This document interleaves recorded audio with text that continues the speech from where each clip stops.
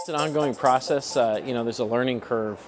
We have so many different tools out there, not only from different suppliers, and something actually that I've said here at the MTO Summit last spring was that I encourage the technology vendors to work closer together to develop best practices in terms of data exchange and interoperability. I know a lot of people use web apps to move data back and forth, but I think the challenge for the attendee is, there's always new products and services coming out, and in many cases they have the same features.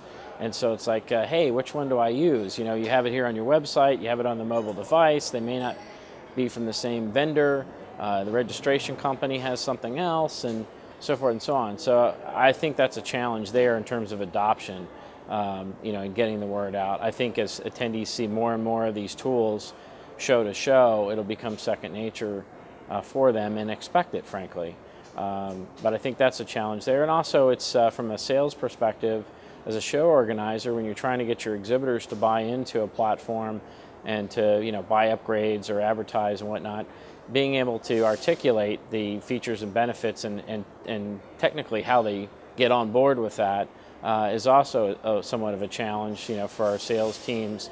And it can be a more involved process, and oftentimes exhibitors aren't familiar yet with those technologies. So I think it's an evolution. I think it'll become easier as we move forward over the next couple of years, and there's a broader adoption in the marketplace.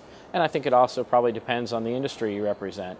Ours is pretty tech savvy. Other industries, their attendees or exhibitors may not be as net savvy, and the adoption rate may take longer. But I do see as a sea change that's occurring today, and it's a tidal wave. We're not going to be able to stop. I think it's just going to be trying to ride that wave and try to use the best tools out there and best practices. And I think forums like this one here at MTO Summit are great for talking with your peers, talking with vendors and experts in the industry, and trying to figure out what are the best practices today, and how can I take those best practices to make a better event for my attendees and exhibitors.